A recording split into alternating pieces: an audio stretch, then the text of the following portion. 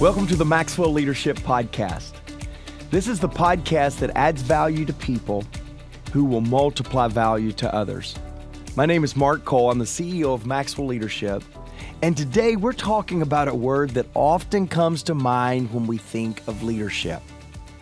And that word is wisdom.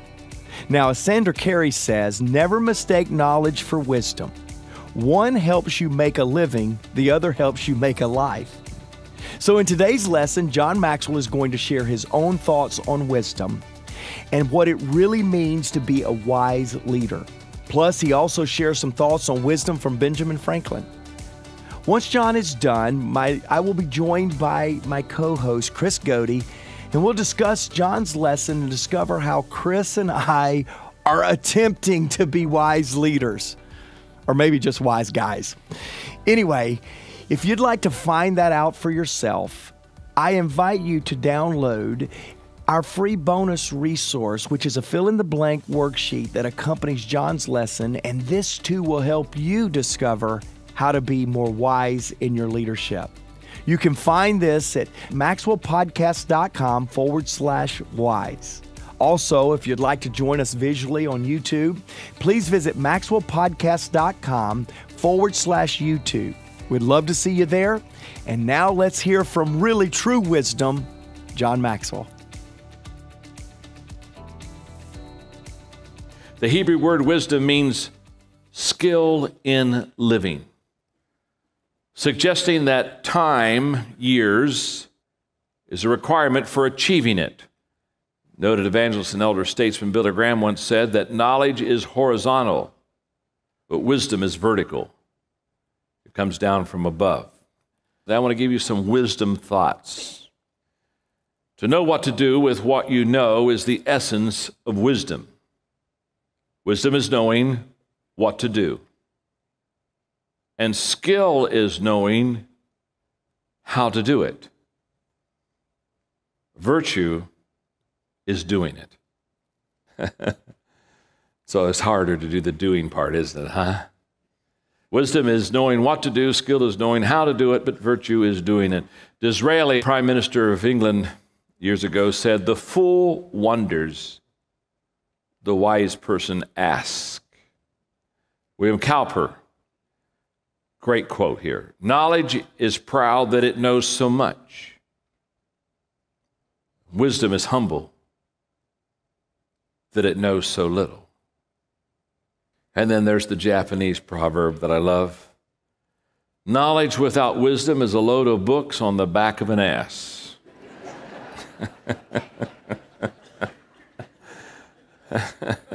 Oh, that's Maxwellian, isn't it? Let's go on in your notes. A wise man learns from his mistakes. A wiser man learns from others' mistakes. The wisest man learns from others' successes.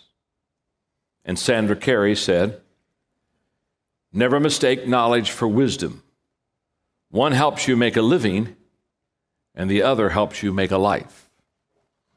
Now, think about it for a moment. When we want to quote somebody that seemingly had wisdom, one of the people we quote is Ben Franklin. I mean, isn't it true? I mean, you just kind of quote Ben Franklin as a man who was wise and had some thoughts of wisdom.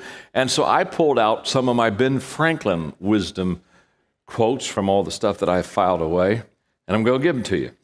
These are just wisdom thoughts from Ben Franklin. Give without remembering, and receive without forgetting. I'm afraid sometimes we turn that around. Give without remembering, and receive without forgetting. Success usually comes to those who are too busy to look for it. Here we go. Forget your mistakes, but remember what they taught you. That goes back to a statement I make a lot of times. Experience is not the best teacher, but evaluated experience is. Here's another Ben Franklin quote. "Be not afraid of going too slowly. Be afraid of standing still." Another quote of his, "There is more to life than money. Life must have meaning. One more. The difference between ordinary and extraordinary is that little extra. I truly believe that. Today there is lots of knowledge, but little understanding. Lots of means, but little meaning. Lots of know-how, but little know-why. Lots of sight, but little of insight. Those are just some thoughts of wisdom out of my files. Hey, podcast listeners, fall is almost here, which means it's time to get your tickets to Live to Lead 2022. Live to Lead is an annual event broadcast live from Atlanta, Georgia to hundreds of communities around the world. It's an event meant to bring the best leadership teaching to intentional, active leaders everywhere. Join other leaders like yourself who are stepping up to create powerful, positive change in their organizations and communities. We're offering both in-person and virtual tickets, so be sure to grab yours at livetolead.com. That's live, the number 2, lead.com. See you soon. Hey, welcome back. I'm reminded of Albert Einstein's quote that says, "Any fool can know. The point is to understand." And Chris, I listened to John here, and truly I can say in both your world, my world, that it's truly fun to be a little more wise as a leader. It is, yeah. It's not fun to pay the price for wisdom, but it is fun to have a little bit more understanding that is applied to this idea of leadership. So I love that we're tackling this today. Yeah. And I want to challenge all of our podcast viewers, you're listening. I want to challenge you because so many times we think wisdom comes with age. And first, let me say this. I do not think wisdom comes with age. I know a lot of older people that are not any wiser. That's so good. debunk that. Yep. I think we also believe that age is a prerequisite of wisdom. I don't believe that either. I believe experience is a prerequisite of wisdom. So the good news is I can cut straight to the chase today, Chris. Love You it. want wisdom? Go get some experience. That's right. Get experience by doing something. Do something by actually applying what people like John Maxwell say in your life. So I'm really excited to dig into this with you today. I love how you set that up, because when you do think of a wise person, a wise leader, my natural reaction is to go to someone that is older. And you're right, it's not, right? And I was thinking through that as you were talking about the things that come with wisdom, and it is hard. Mm-hmm. There's a lot of things that you could unpack with us as a leader that you're going through now and have gone through that are hard, and sweat and tears and pain and all that stuff. But that's what wisdom comes from through that experience. And so I love that. It also comes from, as John mentions in the notes, their mistakes. Yeah. And wisdom comes from their mistakes. But I love what he also said, where he said that the wisest person learns from other successes. And I want to stop here for just a minute. And I want you to talk about, as a leader, from both sides of this. Because as an organization, you have created a culture where it's okay for us to make mistakes. Right. And then often you'll say, well, just tell me what you're learning about it, right? Like, what's the knowledge, so that there's wisdom that's going to come from it. And that comes obviously from John's mentoring of you and how you're leading now. But also I've heard you talk about, man, when we're succeeding, like when things are going well, what are we learning? Like, not only from others' successes, but from your success. And I always love, John says, man, listen, when things are going well and you're succeeding, don't take time off. Don't take a vacation. Yeah. When things are going bad, right? That's when you do that. But there's a lot of wisdom that comes from that, both mistakes and from our successes and others. Talk a little bit about that from your perspective as a leader, things you've learned through either of those, and then how you go about actively leading teams and people with both of those things in mind. Well, so I love, speaking of how you set it up, I love how you set that question up. While you were talking, I was like, I'm reminded, I will butcher this quote from Bill Gates, but he says success is the leader's greatest enemy. And here's why, is because when we're successful, we feel invincible. We feel like everything is incredible, and we don't slow down to learn in times of success like we do in times of difficulty. Yeah. I'm also reminded of Andy Stanley. Andy Stanley says that good leaders do an autopsy on success. Yeah. Most of us do an autopsy when something's dying or dead, and we go, oh my gosh, what's going on? What do we do? No, do an autopsy when things are living and vibrant and awesome, because that's where true wisdom is going to come, when we dissect why something is working or not working. Yeah. It goes back to the question that you're asking, and you go, true wisdom, I believe, is it's different than knowledge, but it's a derivative of knowledge. In fact, I would say that wisdom is a derivative of knowledge, and I'd go one step further. Wisdom is a derivative of knowledge applied. I know a lot of people that have had a lot of experiences, and they are no smarter for it. Yeah. I mean, they did not get a return on failure, as John talks about. They didn't get a return.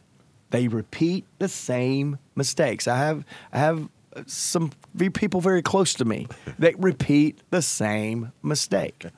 So it's not just wisdom is knowledge. I know a lot of smart people that are not very wise, but I don't know very many wise people that don't have a lot of knowledge. And therefore, I think we get knowledge, but I think we have to apply that knowledge, and then wisdom begins to happen in the life of a leader.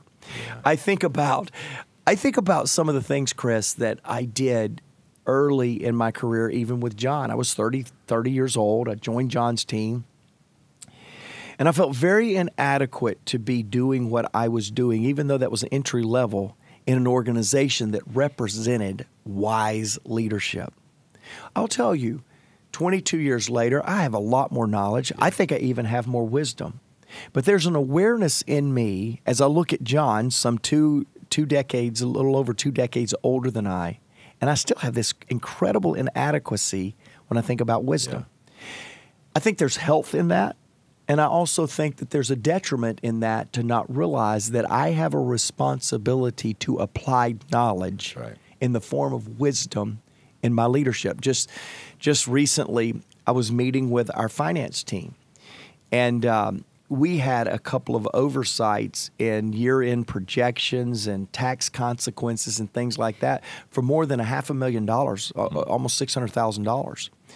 And man, there was just something about that, Chris, that I was like, okay, guys, we've got to all come together and we've got to figure something out because something's not adding up.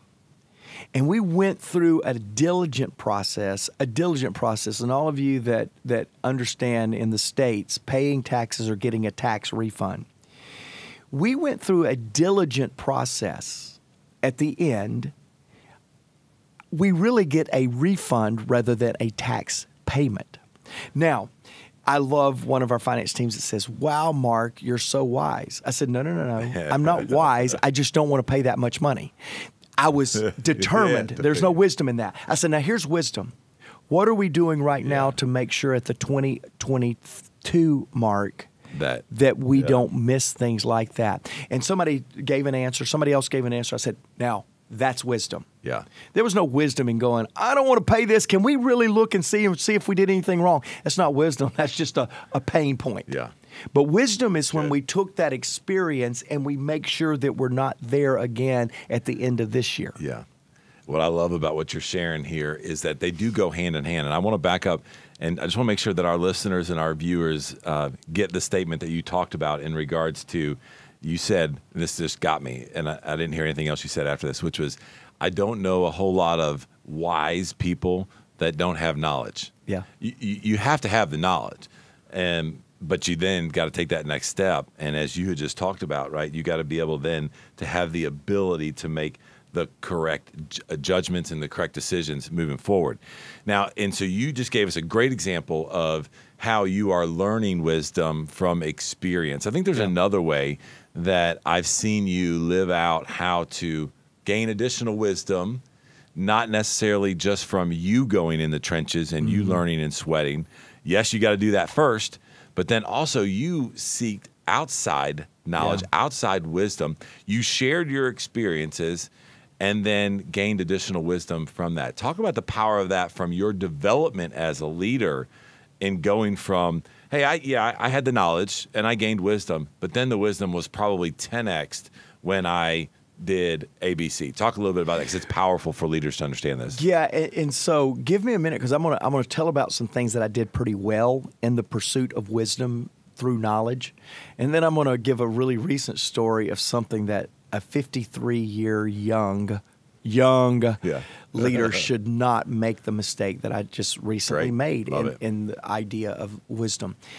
For years now, I have believed in the power of mentorship. And I have not only believed it, I have lived it. So I will identify people that I have met. I'm talking about world-class leaders of epic global brands that are leading big things with global consequences. And for years now, because of John's relationship, I've had access to those kind of people in a mentorship relationship.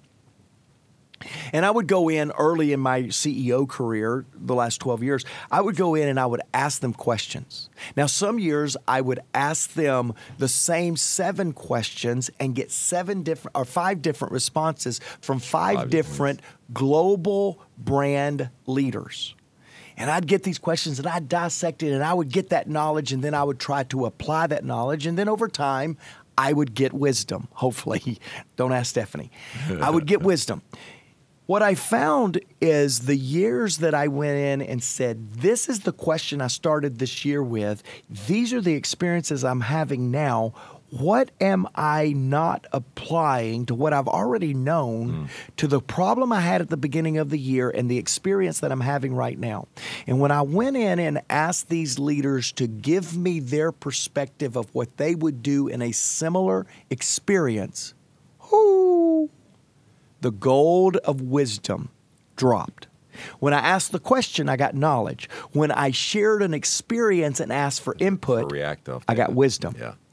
And it was brilliant for me to go, wow, how you frame a question is whether you get knowledge in return or whether you get wisdom in return. That's good. And as leaders, I still feel like I'm a kid. I know I just gave my age, but I promise you I still see myself as a kid. And as young leaders, forgive me, I know I'm not young, but I want to be. For young leaders, if we could understand the perception, the way that we frame the things we're trying to learn will result in a knowledge transfer or a wisdom transfer. Yeah. And I want to challenge us to go after the wisdom. The sooner we can get wisdom, the better. I love this. John says this often. It bears repeating right now. John says, my best thinking has been done by others. And we all laugh, and he says, I'll put that quote in my book. I'll give you credit, but I won't give you royalties. John is no stranger to letting other people's thinking shape him. Well, I'll tell you my statement is this. My best wisdom is the wisdom of others. It's not my wisdom. Yeah. It's the experience of others speaking into how they would live out my experience that gives me wisdom. I think people that think they are wise beyond their years or wise beyond their experience are faking themselves out.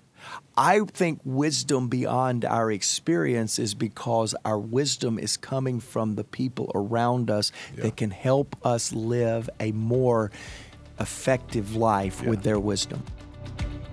Hey, podcast listeners. Do you have a clear plan for growth? Achieving big results most often does not require big life changes. Small improvements over time compound into big results. Download the Maxwell Leadership app. It's the new free app where our expert guides and John Maxwell help you pace your leadership journey and set a clear plan for your own personal growth. You can also find all sorts of resources on the Maxwell Leadership app, including this podcast, information on upcoming events, and much more. Just search Maxwell Leadership in your app store and download the app today.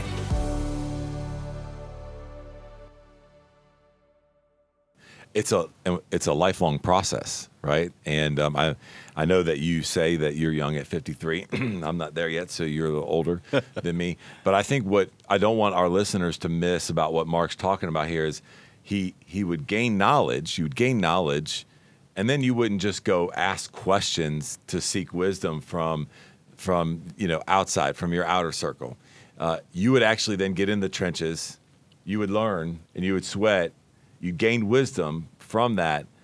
But then the way you pose the question to those that are wise in your eyes would then 10x your wisdom in that situation. So I love how you unpack that. I just don't want our listeners to miss what Mark's saying here, because in today's age, there's a lot of resources out there for people to gain knowledge. Yeah. There's a lot of people gaining a lot of information without doing anything with it. And so you're saying, no. Get the knowledge, get in the trenches, lead, learn, whatever it might be, sweat, cry, all that stuff. And then talk about your experiences in posing the question to people that you seem that you look at as wise, and then it'll 10x your wisdom. Absolutely love that. Well, and I'm gonna throw it to you for just a moment, because you made a couple of great comments. A couple of them were cute. You can even share the cute ones. But you had a couple of comments before we started recording today about how social media has impacted the landscape of wisdom. Yeah. And it was so good that I think it bears repeating. So just spoof off of that just a moment of how social media has impacted wisdom. Yeah, I think my comment was, Jake and our team, they go back and they pull lessons from John. And that's what that lesson was today. And I told our team, I said, never more relevant is a conversation about this wisdom and where we're at with what we're dealing with in social media today. Mm-hmm. And there are people that have a lot of knowledge, and it's dangerous, and they're out, they don't have any experience in it, but they have knowledge, and so they're out saying things that they have no right to even be saying.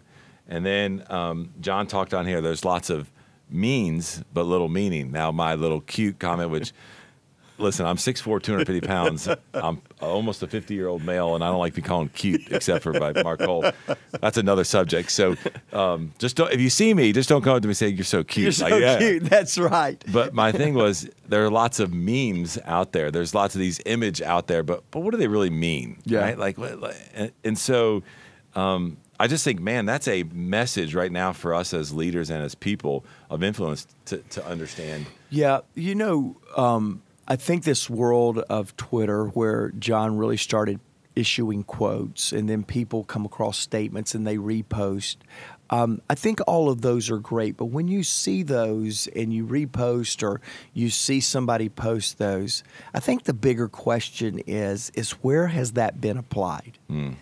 And I'm sitting here in studio, and again, I hope all of you join us on YouTube at some point. We love to have you here in this community. But I'm holding up the book, The 21 Irrefutable Laws of Leadership. And what's humorous about this book is John has updated and modified a couple of laws at the 10th edition. In this edition, John has changed some of the stories. But by and large, when you hold a book that still to this day, 8 to 10 to 12,000 copies of this a month is being sold, you realize this wasn't just something wonderful to say in a tweet 25 years ago because Twitter wasn't available. Right. This wasn't something to post on Instagram 25 years ago. It stood the test of time. And my concern is our social media, instant access content in a bite-sized nugget is dumbing down the wisdom of just applied leadership experience. And so I hold this book today, not because we're going to give you a promotional 15% discount, although we will.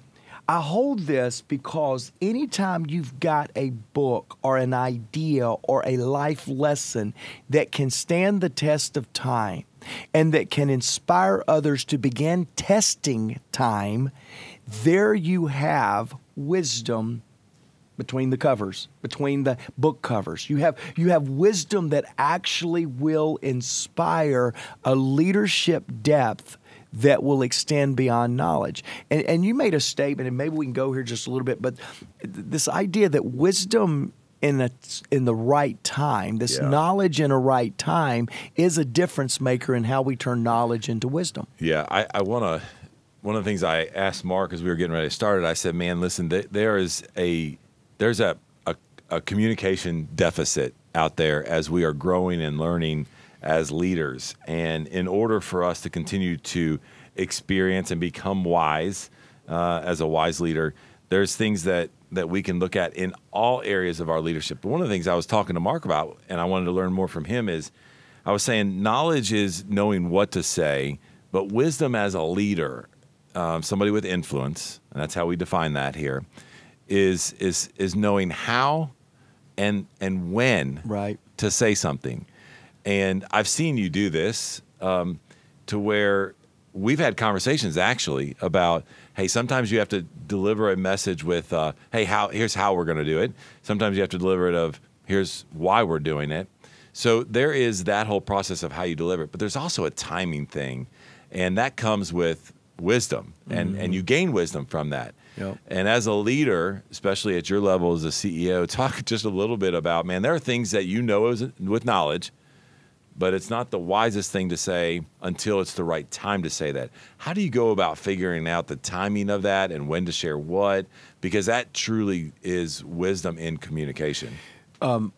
So I believe eatership. Wow, guys, this is the Eatership podcast. It makes me hungry. Yeah, I'm in. I believe the art of leadership is really as important as the skill of leadership. And when you get into things like intuition and timing, I think you're into a concept of what I call the art of leadership. Yeah. And so let's talk about this art of leadership. I love Max Dupree's quote. I've quoted on this podcast multiple times. Leadership is about disappointing people at the rate they can stand. And really what that is talking about as leaders, if we see more and we see before, and John says real transformational leaders see more and they see before. In fact, he goes on a step further, as only John can do, and says they see more, and more before. Yeah. And if leaders really see more, and more before, then there is a responsibility to seeing things that others can't see. And I can tell you, Chris, as a member of our leadership team, what I see. But if I tell you when you can't see it, and I distract you from what you can see, I have a responsibility for your ineffectiveness for the next week while you're trying to lift your vision if it's not time to lift your vision. Yeah. And oftentimes, leaders, especially visionary leaders, opportunistic leaders, as John has mentored me to be, we see all these opportunities and we come home, we say, guys, there's another opportunity. There's another opportunity. Oh my gosh, there's an opportunity. And we go and we challenge our team from being able to focus on their responsibility and anticipation of them seeing the opportunity, and then we don't hold ourselves responsible for their ineffectiveness at their responsibility. That's good. So I want to share with my team the opportunities that I see, but when I share it, I am just as responsible to as what I share. Yeah. And oftentimes, so many leaders just come and blurt it out, create chaos, leave, come back. Nothing's accomplished since the time they came back, and they don't even take responsibility that they missed the law of timing. It's unwise leadership. Yeah, that's good. Then there's other times that I see it and we're stuck in this mundane, we got to get this done, and we forget that we got to get this done so that we get to the next peak to see what else needs to be done. And so understanding that art of when my opportunistic vision casting excitement for the future is a distraction or a incredible lift to the organization is what we're talking about here in the art of leadership. And I'll tell you this, the only way I can help you to figure that out is to try it. Yeah. Because doing it with my current leadership team is different than the leadership team that I had 5 years ago. So I have to know, I have to watch them respond. And there have been times that I have determined that my current leadership can't handle all of the opportunity expressions as much as a previous leadership team could. So it's the dynamics of when someone can hear it, when someone can get excited about it, when somebody will get distracted about it, and what's on tap for the current leadership productivity you're on. I love your suggestion of just try it, right? Yeah. And going back to saying we just got to live this out. Like you got to live it to gain the wisdom. As we wrap up, as you were talking, I want to give just another example. I want you to unpack this a little bit as you wrap up. I was thinking about something that, as a change inside an organization, is where really communication has, man, all eyes on it, right? Because, man, people are, when it comes to change, they're like, how's that going to affect me? And communication's got to be on point. As a organization, as a leader, we were going through a change, and we didn't do a very good job of communicating it very effectively several months ago. Mm-hmm. We then gained knowledge from that. You unpacked that knowledge for us, and then challenged us as an organization to make sure that now that we're communicating a new change, a new leader, a new stand-up, a new solutions group, hey, we better gain wisdom and then live it out a little bit differently. And you led us through that, and it was a great example of, hey, we did it this way. We had a little wisdom, all of us in the room. But then, man, we learned a ton, going back to what we started off about, learning lessons from failures. And then you helped coach us through that.